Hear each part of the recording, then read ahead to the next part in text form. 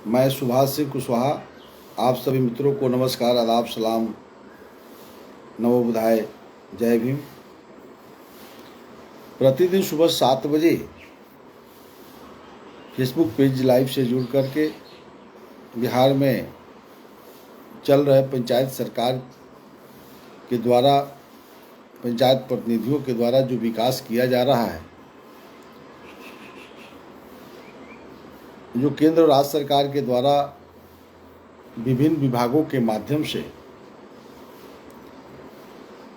जो भी विकास करने का एक सफल प्रयास हो रहा है, उसमें पंचायत प्रतिनिधियों की एक बड़ी भूमिका है।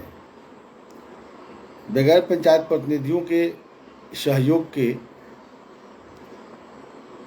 केंद्र और राज्य सरकार की विभिन्न योजनाओं को गांव तक, धरातल तक पहुंचाने में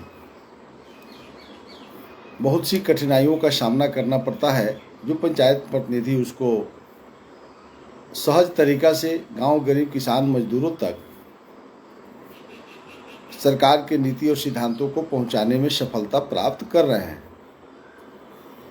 और तेजी से सफलता मिले और तेजी से विकास हो, बिहार के मुख्यमंत्री माननीय नीतीश कुमार जी के द्वारा लगातार 2005 से जो सफल प्रयास किया गया है, उसमें और तेजी लाने की जरूरत है। बहुत से नए पंचायत प्रतिनिधि चुनाव जीत करके आए हैं। जो प्रतिदिन हम आपसे बात करते हैं तो 10-20 की संख्या में प्रतिदिन कहीं ना कहीं से पंचायत प्रतिनिधि, खास करके टेलीफोनिक वार्ता हो, कमेंट से होती रहती है। तो इससे लगता है कि आज भी पंचायत प्रतिनिधि जो नए जीत करके आए हैं, 3 माह बीतने के बाद भी सब चीज़ की जानकारी अभी संभव नहीं हो पाई है। और ऐसा हम लोग भी महसूस करते हैं कि चूंकि जब किताबों का अध्ययन करके देखा जाता है तो एक लंबा विषय है। बिहार में पंचायत राज मंत्री के यहाँ से अभी तक प्रशिक्षण की व्यवस्था नहीं हो पाई है। यह दुखद है।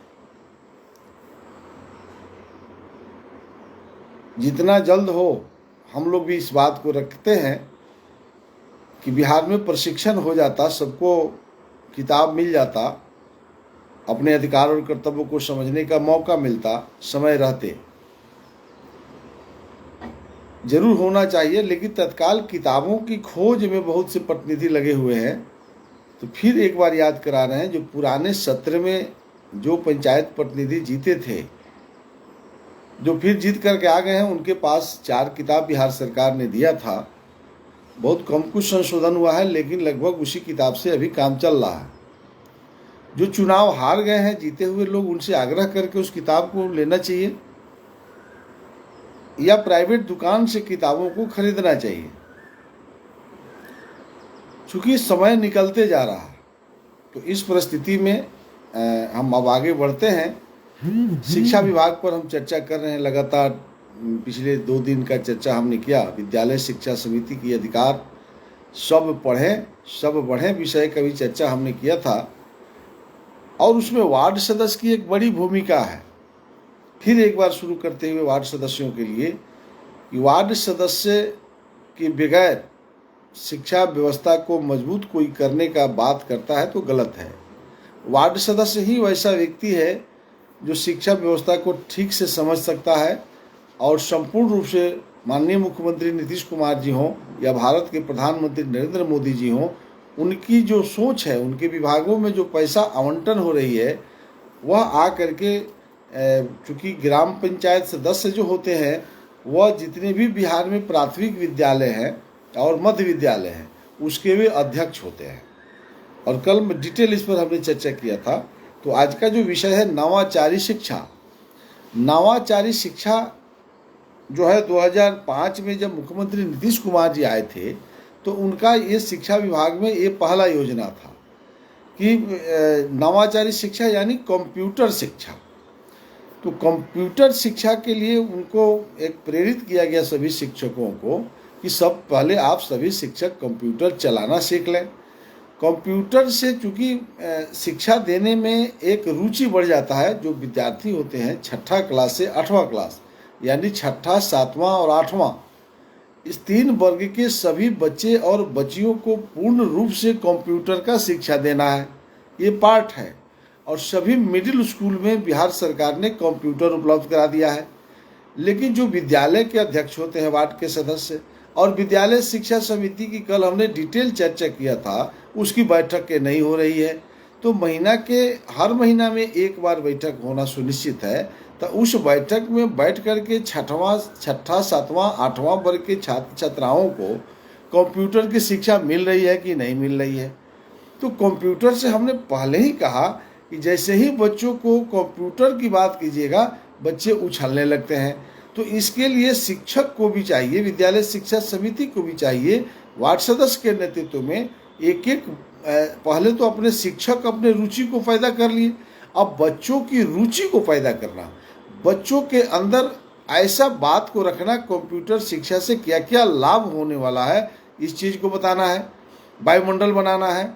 तो और कंप्यूटर जब आप देखेंगे, जब चलाते हैं, जो नए बच्चे जैसे ही उस पर बैठते हैं तो उनका चेहरा और हाव भाव देखते बनता है। तो वो तो बच्चा है, तो उसको कंप्यूटर आधारित शिक्षा देना ये शिक्षा समिति का पहला कर्तव्य है। तो अब नवाचारी शिक्षा की तो सरकार ने कह दिया, व्यवस्था कर दिया। अब आप शिक्षक हैं, एक तरफ वार्ड आप अध्यक्ष हैं, 17 जो है गांव के लोग, महिला जो है उसकी सदस्य हैं। अब बावजूद अगर कंप्यूटर विद्यालय में बंद है, कंप्यूटर की शिक्षा बच्चों को नहीं मिल रहा है, तो फिर इसमें कौन दोषी है? इसमें मुख्यमंत्री नीतीश कुमार जाकर सब मिडिल स्कूल में तो नहीं बैठेंगे। अगर विद्यालय शिक्षा समिति को सरकार भंग कर देती है तो हम आप सब कहेंगे कि सरकार जो है कोई काम नहीं करती है, खाली भंग करना जानती है। तो गांव के लोगों को भी हम कहना चाहेंगे कि आपको भी ये दायित्व बनता था कि जैसा कि प्रत्येक शनिवार को ये कानून है कि विद्यालय में शिक्षक और अभिभावक, जिसके बच्चे विद्यालय में पढ़ते हैं, उसके अभिभावकों की गोष्ठी होनी है। तो यदि आप अभिभावक गोष्ठी में प्रत्येक शनिवार को विद्यालय में जाते तो शिक्षक से सवाल होता। अब वार्ड सदस्य नहीं बैठक कर रहे हैं, ठीक है, नहीं कर रहे हैं, वो अलग एक बात है। अगर वह नहीं करते हैं तो सचिव को अधिकार था, तो उसमें कंप्यूटर आधारित शिक्षा दे रहे हैं कि नहीं दे रहे हैं, इस पर चर्चा किया जा सकता था। तो विद्यालय शिक्षा समिति संकुल संसाधन के जो समन्वयक होते हैं, बीआरसी के जो समन्वयक होते हैं, साधन सेवी जो होते हैं, ये तमाम लोगों को पहले इस पर जाकर के मीटिंग करके प्रोग्रेस रिपोर्ट तैयार करते हैं। तो सीआरसी में बैठक हो रही है, तो सीआरसी में बैठक में आखिर तो गलत ही ना रिपोर्ट तैयार हो रहा है, या हो रहा है, बहुत जगह हो रहा है, ऐसा नहीं कर रहे हैं कि एकदम नहीं हो रहा। लेकिन हमें पता है कि 15 से 20% हो रहा है। 80% विद्यालय में कंप्यूटर आधारित शिक्षा छठा, सातवां, आठवां वर्ग के बच्चों को नहीं मिल रहा है। तो फिर सीआरसी में ये लोग क्या करते हैं बैठ करके, बीआरसी में आप क्या करते हैं बैठ करके, जिला समन्वय क्या कर रहे हैं? तो ये कौन देखेगा? तो प्रखंड में जो पंचायत समिति है, तो पंचायत समिति के अंदर शिक्षा समिति होता है। तो शिक्षा समिति की गठन 3-4 माह बीत गया। बिहार में बहुत कम ही ब्लॉक के प्रमुख जो हैं शिक्षा समिति की गठन कर पाए। तो इसमें कौन दोषी है? चूंकि ब्यूरोक्रेट्स जो है वह इस पर जो है काम नहीं कर रहा है, और बिहार के पंचायत राज के मंत्री जो है सम्राट चौधरी जो है सीना तान के घूम रहे हैं। तो 4 माह होने को है, और सम्राट चौधरी को ये सुनिश्चित करना चाहिए अपने डिपार्टमेंट में कि बिहार में पंचायत समिति की शिक्षा समिति की गठन हुई कि नहीं हुई, जिला परिषद स्तर पर शिक्षा समिति की गठन हुई कि नहीं हुई, ग्राम पंचायत स्तर पर शिक्षा समिति की गठन हुई कि नहीं हुई। अब इसमें आप कन्फ्यूजन, कल एक आदमी फोन किया कि कितना समिति है, कन्फ्यूज हो जाते हैं हम लोग। भाई कन्फ्यूजन मत रहिए, फिर एक बार समझ लीजिए। विद्यालय शिक्षा समिति, एक शिक्षा को ठीक करने के लिए देखिए कितना चीज इसमें दिया गया, तब जाके नवाचारी आप ठीक कर पाइएगा। विद्यालय शिक्षा समिति जिसके अध्यक्ष वार्ड के सदस्य हैं, पहला हो गया। हर शनिवार को अभिभावक, उसमें जीतना हारना नहीं है, जिसके बच्चे विद्यालय में पढ़ते हैं, अभिभावक और शिक्षक को प्रत्येक शनिवार को बैठक होना है विद्यालय में। और क्या पढ़ा रहे हैं नहीं पढ़ा रहे हैं उसी का समीक्षा करना है तो नवाचारी शिक्षा की समीक्षा करते, सर्व शिक्षा की समीक्षा करते, जो विषय हो जो हम किताबों में है या रोज हम बोलते हैं। तो एक हो गया कि शनिवार वाला, एक हो गया विद्यालय शिक्षा समिति की बैठक, और एक होता है जो सबसे बड़ी कमेटी है पंचायत स्तर पर शिक्षा समिति, जिसके अध्यक्ष कोई ना कोई वार्ड के एक सदस्य होंगे। अब पंचायत में 10 को 15 को वार्ड है तो मुखिया जिसको मनोनीत करेंगे वही वार्ड के सदस्य जो है शिक्षा समिति के अध्यक्ष होंगे, और उसमें कम से कम 3 गो वार्ड सदस्य, अधिकतम 5 वार्ड सदस्य उसके सदस्य होते हैं, और उसके सेक्रेटरी होंगे कोई ना कोई विद्यालय के हेडमास्टर। अब आपके पंचायत में 10 गो विद्यालय, उसमें से कोई एक प्रधानाध्यापक को शिक्षा समिति का सेक्रेटरी बनाया जाएगा, और उसका सिर्फ का सिर्फ यही काम होगा कि आपके पंचायत का 10 हो, जो भी विद्यालय हो 7, 8, 10 जो है, उस सब विद्यालय का शिक्षण व्यवस्था, पोषाहार की व्यवस्था, भवन निर्माण की व्यवस्था ठीक से चल रही है कि नहीं चल रही है, ये किसकी जवाबदेही है? वही शिक्षा समिति का। और विद्यालय शिक्षा समिति का भी जवाबदेही वही है, लेकिन इससे ऊपर है जो पंचायत स्तर पर शिक्षा समिति है। अब इसके ऊपर आइए, यदि विद्यालय शिक्षा समिति की बैठक नहीं करते हैं प्रधानाध्यापक, नहीं बात सुनते हैं, थोड़ा निगेटिव भी आइए। अगर शिक्षा समिति की बैठक ग्राम पंचायत स्तर पर गठन नहीं किया गया है, तब ग्राम पंचायत कार्यकारिणी की बैठक जो मुखिया बुलाते हैं प्रत्येक 2 माह पर, तो उस ग्राम पंचायत कार्यकारिणी की बैठक के भी मेंबर वार्ड के सदस्य हैं, और उसमें विद्यालय के सभी प्रधानाध्यापक मेंबर हैं। अब वो अलग बात है कि बिहार के ग्राम पंचायत के जो मुखिया हैं, पता नहीं इन लोगों को विभाग को बुलाने में क्यों डर लगता है, क्योंकि समय इनको कम है, मनरेगा में एकदम बिजी है। क्योंकि बिहार के मुखिया तो मनरेगा तो इनका जीवन है ना, मनरेगा में रुचि लेते हैं, प्रधानमंत्री आवास कैसे बनेगा, पीसीसी कैसे होगा, इसमें ज़्यादा व्यस्तता इनकी रहती है। लेकिन पंचायतों के शिक्षकों को कार्यकारिणी की बैठक में बुलाना ये मुनासिब नहीं समझते हैं, क्योंकि वार्ड सदस्य का वैल्यू बढ़ जाएगा। तो वार्ड सदस्य की वैल्यू नहीं बढ़े, इसलिए मुखिया लोग जो है हेडमास्टर को ग्राम पंचायत कार्यकारिणी की बैठक में बुलाते, तब न फैसला होता है कि महीना वाला बैठक हो रहा है कि नहीं। महीना में वार्ड सदस्य बताएंगे ना ये क्यों बैठक नहीं करते हैं। अगर वहां जो भी गलती कर रहा होगा तो दंड करने का अधिकार ग्राम पंचायत कार्यकारिणी को है। ग्राम पंचायत कार्यकारिणी जो है बहुत बड़ा डिसीजन ले सकती है और वो मान्य होगा, वो चूंकि गवर्नमेंट है, उससे बड़ा तो कुछ हो नहीं सकता है। तो सिस्टम ही फ्लॉप हो गया है, तो इस सिस्टम को ही नहीं ट्रैक पर चढ़ाया जा रहा है, जिससे शिक्षा व्यवस्था चौपट हो रही है। और हास्यास्पद है, अखबार के लोग भी लिखता है बिहार में नीतीश सरकार फेल कर गया, यहाँ की शिक्षा व्यवस्था चौपट कर गई, जबकि पंचायत सरकार इसके लिए संपूर्ण दोषी है। यदि किसी पंचायत में शिक्षा व्यवस्था चौपट है तो समझ लीजिए वहाँ के ग्राम पंचायत का मुखिया और वार्ड सदस्य इसमें रुचि नहीं ले रहे हैं। सीधा सवाल है। तो अब कंप्यूटर आधारित शिक्षा, नवाचारी शिक्षा की सफलता अब तो क्लियर हो गया होगा कि बगैर ग्राम पंचायत शिक्षा समिति या विद्यालय शिक्षा समिति या हर शनिवार को अभिभावक गोष्ठी यदि आप नहीं करते हैं तो अब नवाचारी शिक्षा वो श्री रामचंद्र भी धरती पर आकर ठीक नहीं कर सकते हैं। ये तो कोई भी मुख्यमंत्री रहेगा तो करना तो जो सिस्टम है उसी को करना पड़ेगा, नहीं तो पंचायत सरकार को खत्म कर दीजिए, तब नीतीश कुमार दोषी हैं, चाहे जो मुख्यमंत्री हो सो दोषी होगा। तो ये जब तक पंचायती राज कंसेप्ट को हम गांव के लोग, गांव गरीब किसान मजदूरों को भी समझना पड़ेगा और पंचायत प्रतिनिधियों को भी समझना पड़ेगा। चलिए, समावेशी शिक्षा ये भी वही है। अब समावेशी शिक्षा इसलिए लाया गया था कि जो बच्चे हमारे विकलांग हैं, निशक्त हैं, तो वैसे बच्चों को शिक्षा देने के लिए इसका नाम दिया गया समावेशी शिक्षा, क्योंकि सबकी शिक्षा, सब पढ़े सब बढ़े। माने हम सरकार का यह है कि कोई व्यक्ति को हम नहीं छोड़ें। अब निशक्त है, विकलांग बच्चे हैं जो निशक्त है, अब कितने प्रतिशत हैं, उसका मेडिकल रिपोर्ट क्या कह रहा है, तो ये गांव के वार्ड सदस्य ही न बताएंगे। अगर वो उसका जांच नहीं हुआ तो स्वास्थ्य विभाग में मेंबर है, ग्राम पंचायत का एएनएम, आशा, तो आशा तो रिपोर्ट की होगी। वार्ड क्रियान्वयन प्रबंधन समिति की बैठक में तय हो जाएगा कि कितने वार्ड में हमारे बच्चे निशक्त हैं। तो एक वार्ड में तय हो गया तो मुखिया की बैठक में तो पूरे पंचायत का निशक्त बच्चों का मिल गया, तो किस विद्यालय में कितना निःशक्त बच्चे हैं। अगर निःशक्त बच्चे विद्यालय जाने में सक्षम नहीं है तो विद्यालय अगर नहीं जाते हैं तो उसके घर पर पढ़ाना है, इसी को समावेशी कहते हैं। यानी उसको 8वां क्लास तक का शिक्षा देना है, नहीं देना सो नहीं। तो यह जवाबदेही वार्ड क्रियान्वयन और प्रबंधन समिति की है। अगर शनिवार की बैठक में अभिभावक गोष्ठी में प्रश्न विषय लाते, ग्राम पंचायत के मुखिया की कार्यकारिणी की बैठक में उठाया जा सकता है।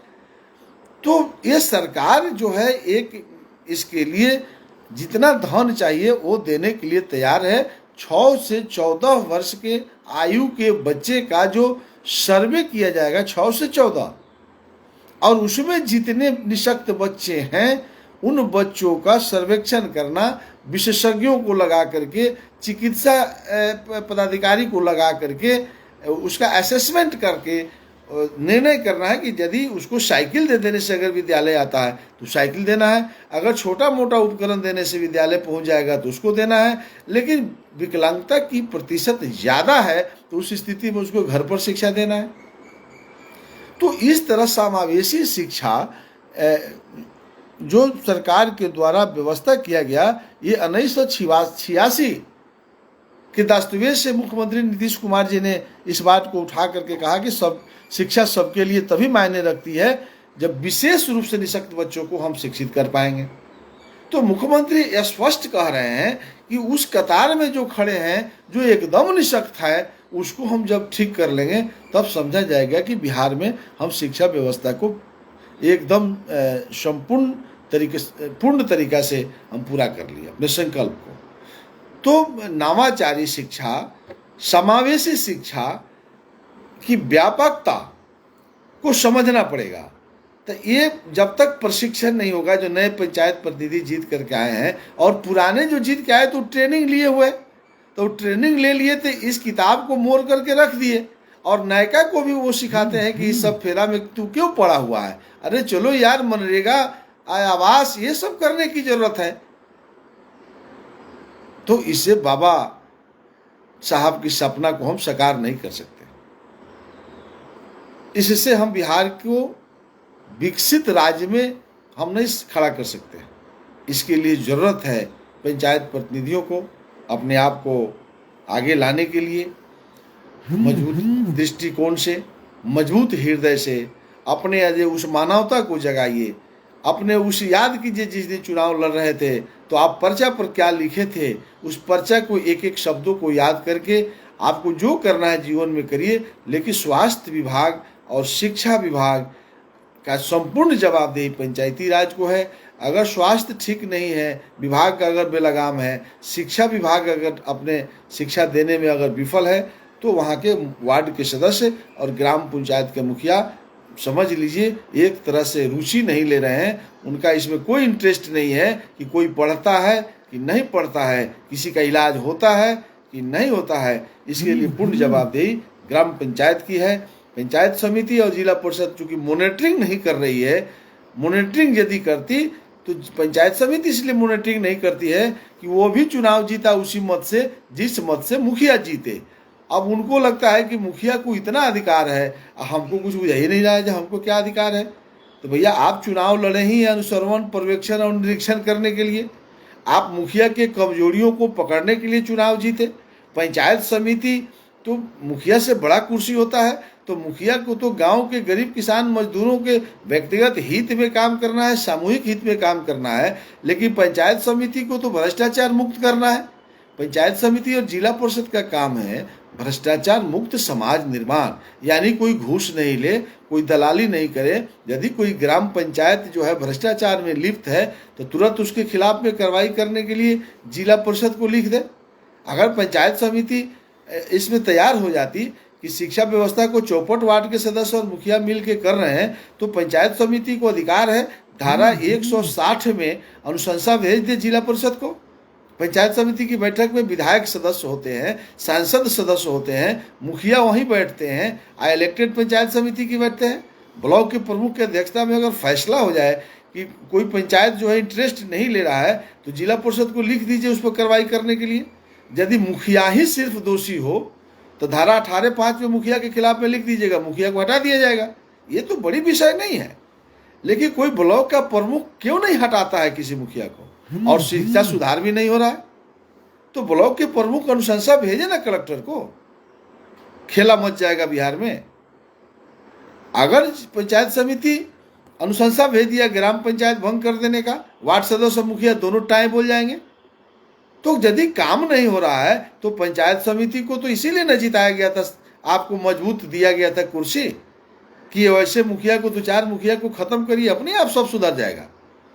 तो ये जिला परिषद को अधिकार है 160 धारा 160 में ग्राम पंचायत को भंग कर देगा, यानी वार्ड सदस्य मुखिया दोनों खत्म, फिर से चुनाव होगा, चुनाव आयोग चुनाव कराएगा। तो हर जिला में 2-4-5, जब तक जिला परिषद भी ऐसा नहीं करती है, जिला परिषद की टीम नहीं घूम रही है, क्योंकि उसके यहाँ शिक्षा समिति का गठन नहीं है। तो यहाँ तो चॉकलेट खा खा करके आप वोट दीजिएगा, प्रमुख बनाइएगा, जिला परिषद के अध्यक्ष बनाइएगा। तो कुल लगा हुआ है मनरेगा, जाओ मनरेगा में सब लगा हुआ है। बिहार का लोग गांव में बैठ करके, गांव गरीब किसान मजदूर टुकुर टुकुर देख रहा है। इसलिए अंत में मैं बराबर बोलते रहता हूँ, जितने भी स्वयंसेवी संस्था के लोग हैं, गाँव में सामाजिक कार्यकर्ता है, जो हम देखते हैं कि कलेक्टर के यहाँ लोग धरना पर बैठता है, हमको हंसी लगता है कि अब डीएम की किसी बात की धरना हो रही है भाई। अरे अगर धरना ही देना है तो ग्राम पंचायत कार्यालय को घेरिए, ब्लॉक प्रमुख को घेरिए, जिला परिषद अध्यक्ष के यहाँ आंदोलन खड़ा करने की जरूरत है, तब जाकर भ्रष्टाचार मुक्त, भ्रष्टाचार समाप्त करने की जवाबदेही है जिला परिषद को। इसी आशा उम्मीद के साथ कल कस्तूरबा बालिका विद्यालय में कैसे गरीब की बच्चियों को पढ़ाने की व्यवस्था, कितना कस्तूरबा गांधी विद्यालय मध्याह्न भोजन, कल हमारा 2 विषय होगा, मध्याह्न भोजन और कस्तूरबा गांधी बालिका विद्यालय के संबंध में कल सुबह हम लोग चर्चा करेंगे। आप सबको बहुत बहुत धन्यवाद। जो लोग भी सुन रहे हैं, सबसे निवेदन है कि आप शेयर जरूर करें, और कल सुबह 7 बजे उपस्थित होने का आपसे आग्रह के साथ अपनी बातों को समाप्त करता हूं। आप सबको नमस्कार, आदाब, सलाम, नमो बुधाय, जय भीम।